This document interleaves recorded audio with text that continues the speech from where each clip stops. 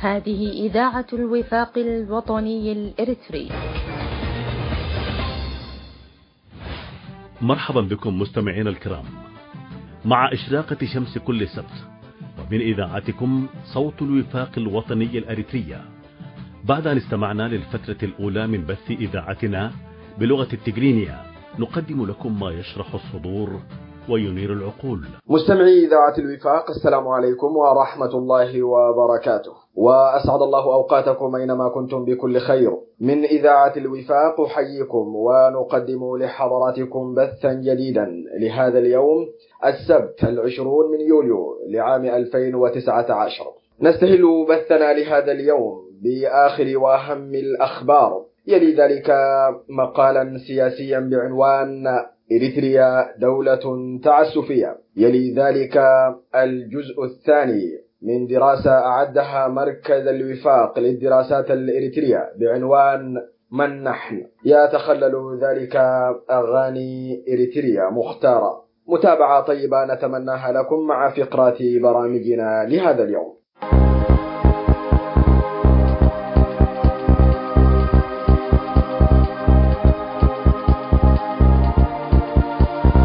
هذه إذاعة الوفاق الوطني الإريترية. مستمعين الكرام، السلام عليكم ورحمة الله وبركاته. أهلا ومرحبا بكم أينما كنتم. نبدأ برامجنا لهذا اليوم السبت 20 من شهر يوليو لعام 2019. أولى فقرات برامجنا الأخبار ونستهلها بالموجز. مداولات المفوضية السامية للأمم المتحدة لحقوق الإنسان بشأن أوضاع الحقوق الإنسانية في إريتريا. حكومة إريتريا تدلي بتصريح عدم انضمامها لاتفاقية التجارة الحرة للقارة الأفريقية. مظاهرات حاشدة للجالية الإريترية في لندن وضواحيها ضد ممارسات النظام القمعي في أسمرة. انعقاد منتدى التمهيدي للحوار بين الجبهة الشعبية للديمقراطية والعدالة الإريتري والجبهة الشعبية لتحرير الشعب تيغراي. كانت تلك عناوين الأخبار، وإليكم بالتفصيل من إذاعة الوفاق الوطني الإريتري. عقدت المفوضية السامية للأمم المتحدة لحقوق الإنسان اجتماعا هاما لبحث ودراسة أوضاع الإنسان الحقوقي داخل إريتريا، وقد دعت لهذا الاجتماع 6 دول هي النمسا واستراليا والبلجيك وفرنسا وألمانيا وهولندا، وذلك بسبب عدم تحسن الوضع المأساوي لحقوق الإنسان داخل إريتريا. وكانت تلك الدول قد طالبت بتمديد فترة عمل ومهام اللجنة الخاصة بتقصي الحقائق والمتابعة لسنة أخرى لإكمال تقديم تقاريرها الدورية للأوضاع الحقوقية في إريتريا، ومساعدة ودعم اللجنة بكل ما تحتاج لإكمال مشوارها وتقديم التقارير الدورية. أما إريتريا ومن يؤازرها في قمع شعبنا عملوا كل ما بوسعهم لعرقلة الاجتماعات وعدم تمرير أي توصيات بشأن الوضع البائس داخل إريتريا. وبالرغم من تلك المحاولات فقد تم صدور بيان المفوضية لحقوق الإنسان وتم اعتماده والمصادقة على جميع بنوده بغالبية الأصوات، بما في ذلك تفويض المقرر الخاص للأمم المتحدة المعنية بحالة حقوق الإنسان في إريتريا.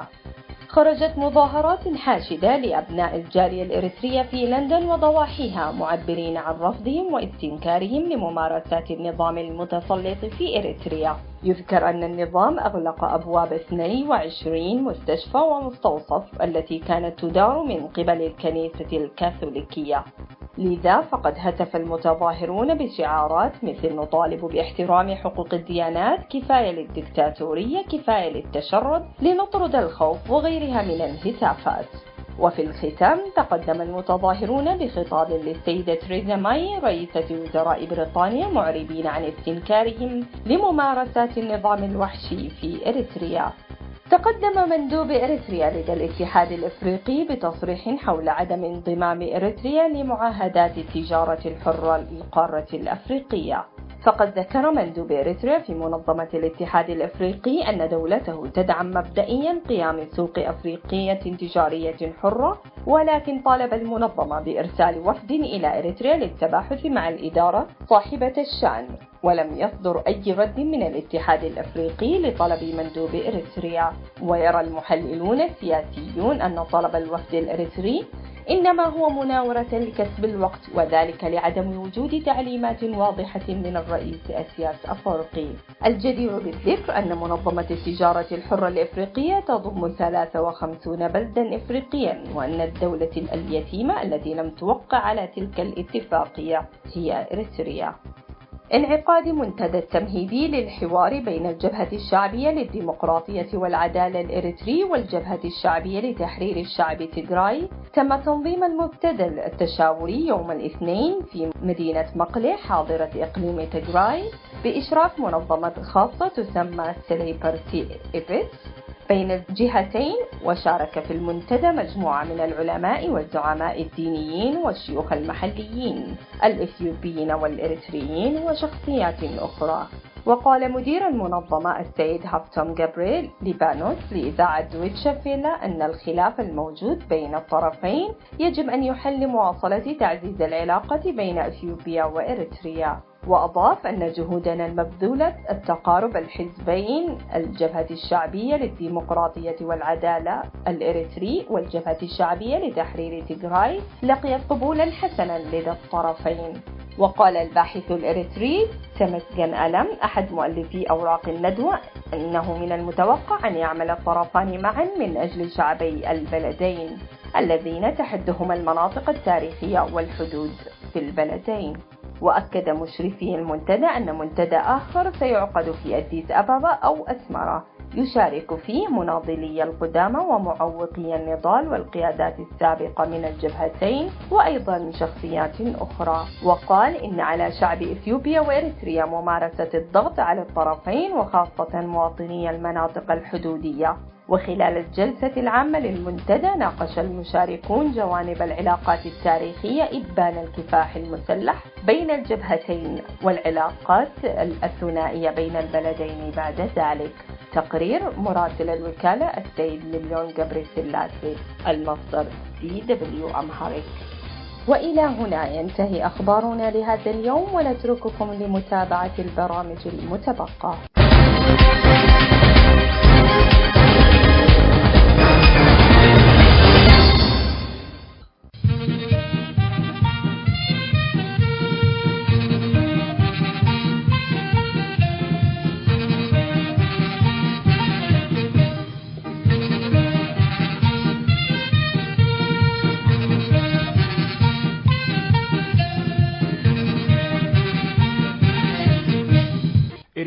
إريتريا دولة تعسفية ولا تحترم القانون، هكذا تصفها الحكومة الاتحادية السويسرية وعلى لسان وزيرة العدل زيمونيتا زوماروغا.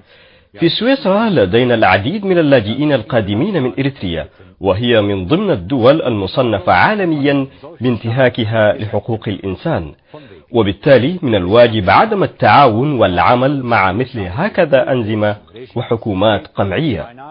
وعلى الرغم من ذلك نرى بوجود تعاون تجاري مشترك بين إريتريا وسويسرا في مجال تعدين الذهب واستثمارات بما يقدر نصف مليار فرنك.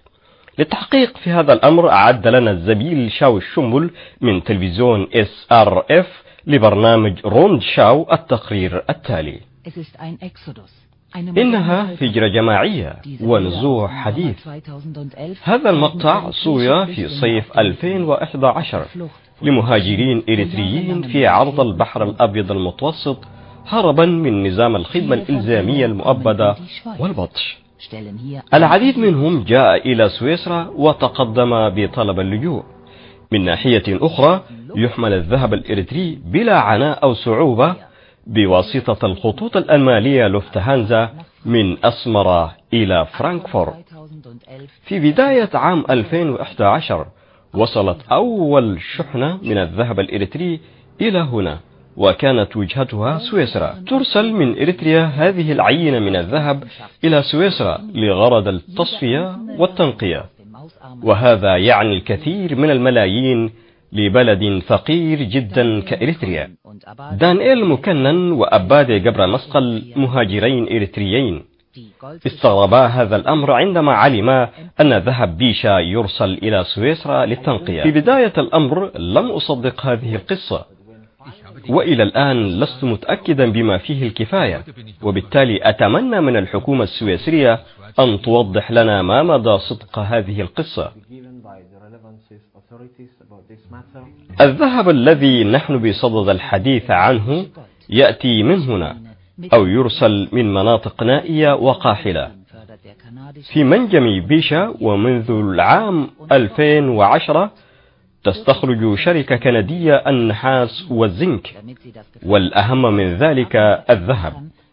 نصيب النظام الإريتري 40% من الناتج الإجمالي، ولتنقية الذهب كان من الضروري التعاقد والتعاون مع شركات أجنبية أخرى، وبالتالي وجد الشريك المثالي في هذا الأمر في سويسرا، وتم التعاقد مع شركة إلدورادو السويسرية لتنقية الذهب. لا توجد في العالم دولة تنافس سويسرا في تنقية الذهب. 22 طنا من الخام الغير منقى يصل إلى سويسرا قادما من إريتريا، ما ينتج مئات الملايين من الأرباح.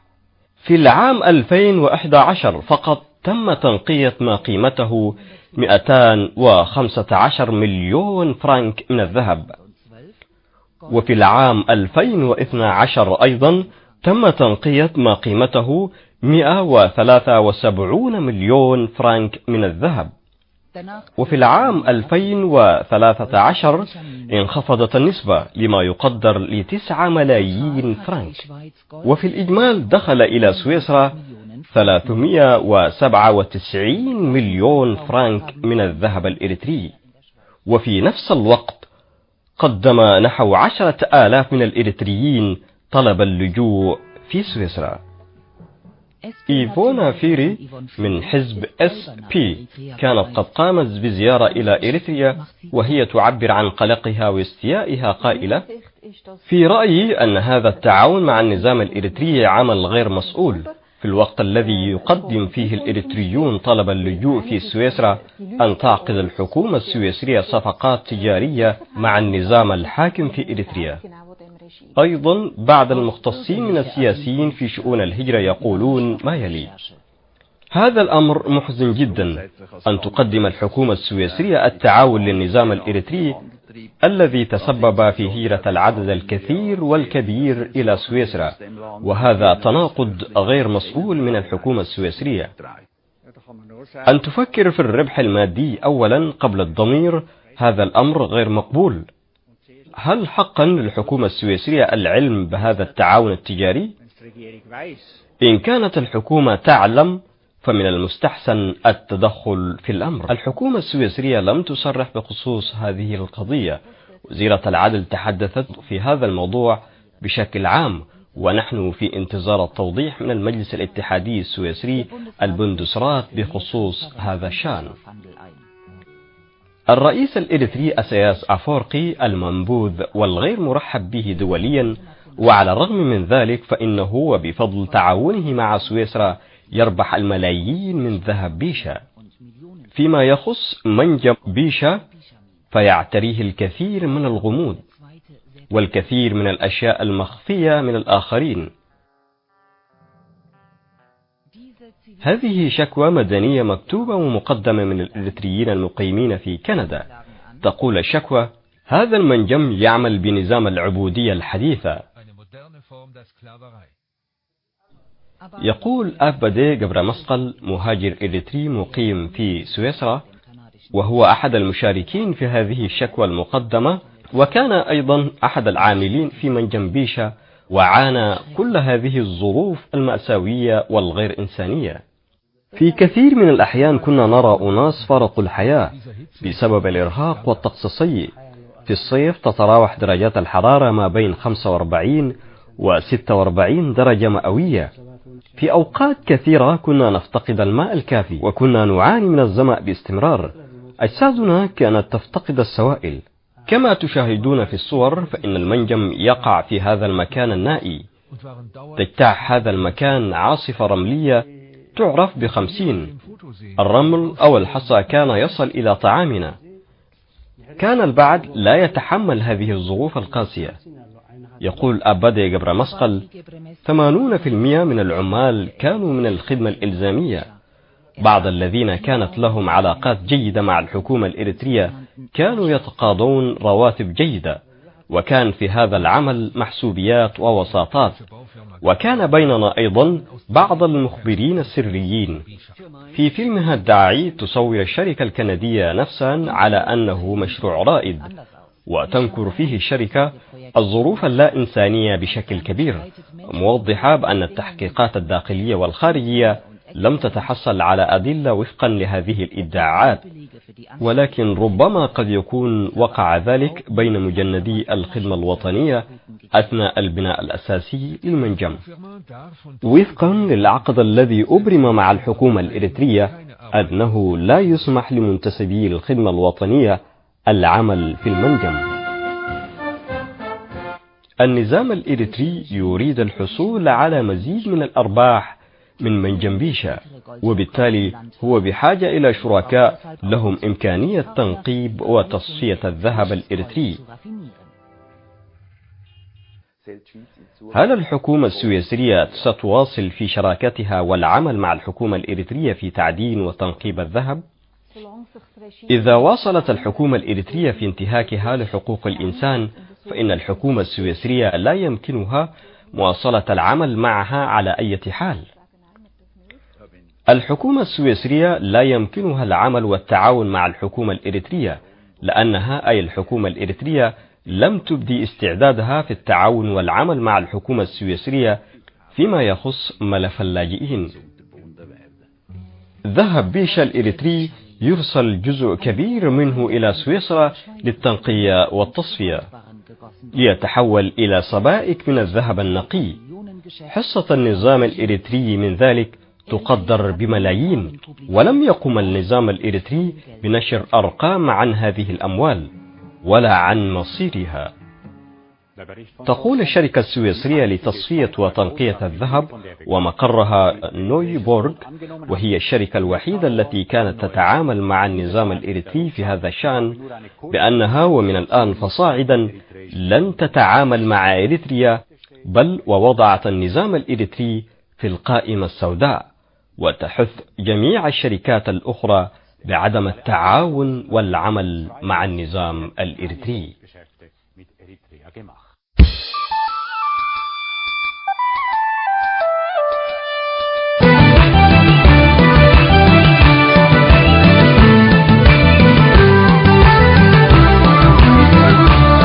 أما الدوافع اللي خلتنا احنا للقيام بهذا العمل بهذه الدراسات، هو احنا أخذنا طبعا في هذه الدراسات ما لا يقل عن عام ونصف يعني، وهي هذه الدراسات هي عبارة عن مسودات، هي عبارة عن برامج، هي عبارة عن مشروع، وأي مشروع أو أي برنامج ما يجي إلا كمحاولة للاستجابة لواقع معين محيط بالناس يعني. فالوضع قبل عام ونصف بصراحة يا أخوة كان وضع، وأخوات، كان وضع تقريبا يعني مأزوم في قوى المعارضة والتغيير الديمقراطي الإريتري يعني، والخلافات الداخلية كانت بتنهش في جسم هذا الكيان، وكانت هي الطاغية في واقع المعارضة. هذا الوضع يعني تسبب في حالة يأس كانت أن تستشري في جسد قوى المعارضة كلها بصورة مخيفة، وعدد الناس اللي تخلوا عن عمل التنظيم المعارض في تلك الفترة أصبح يتزايد.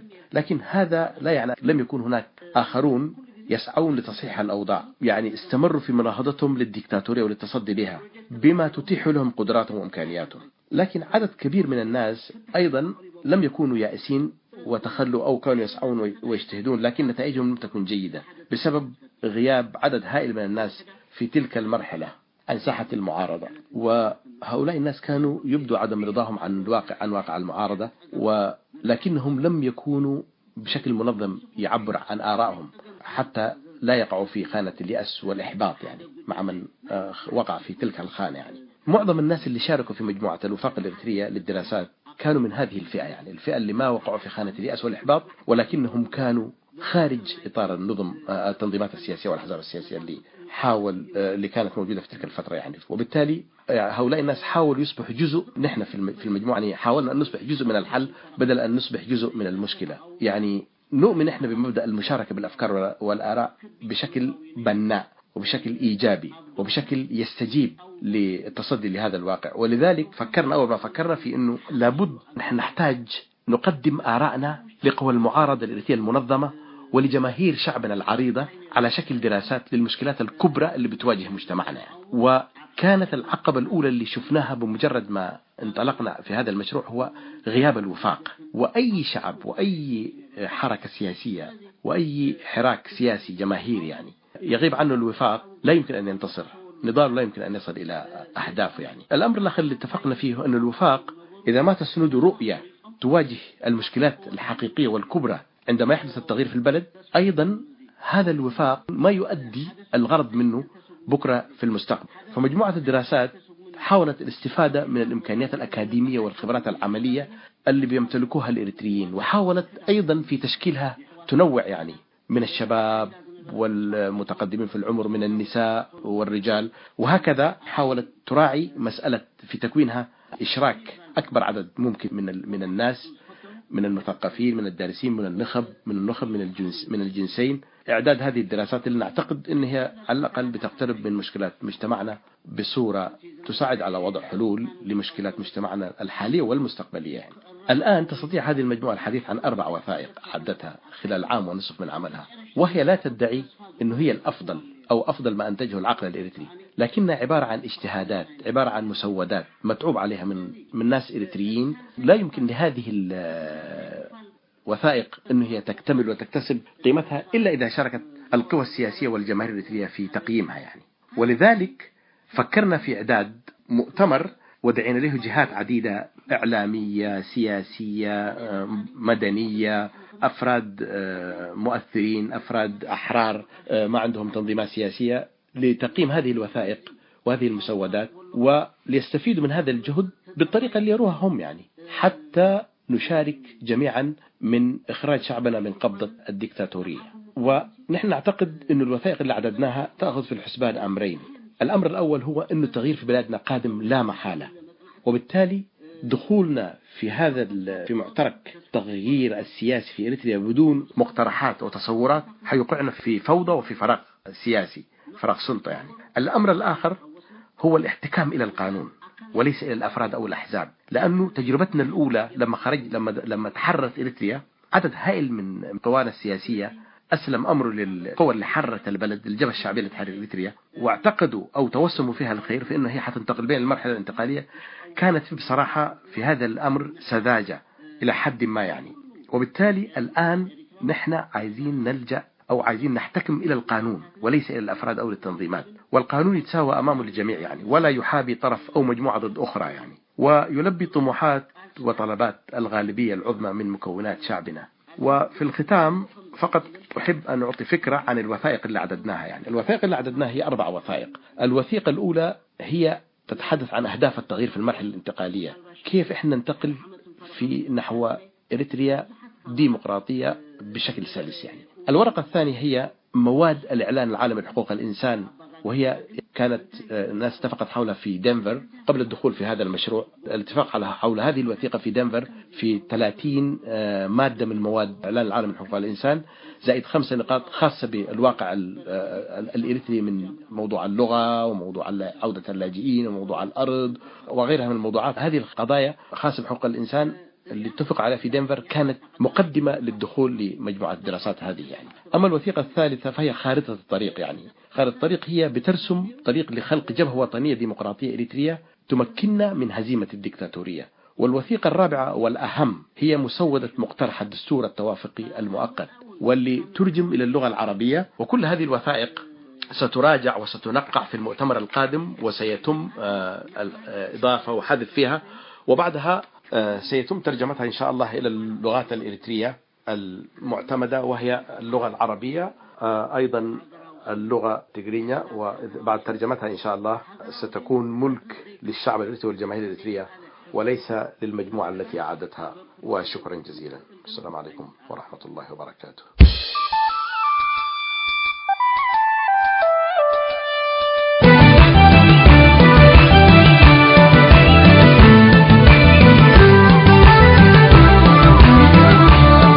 هنا إذاعة صوت الوفاق الوطني الإريتري.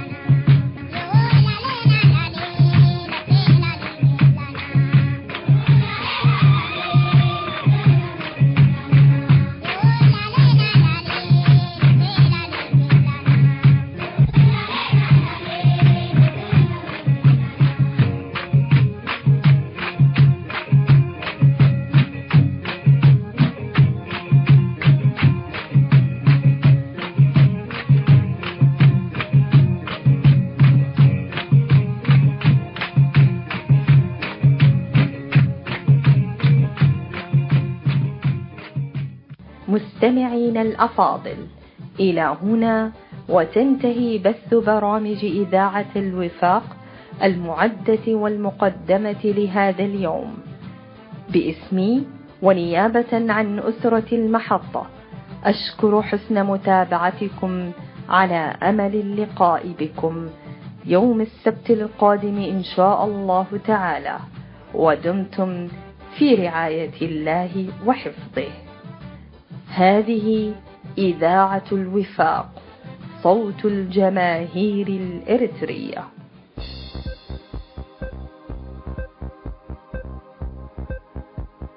هنا إذاعة الوفاق الوطني الأريتري.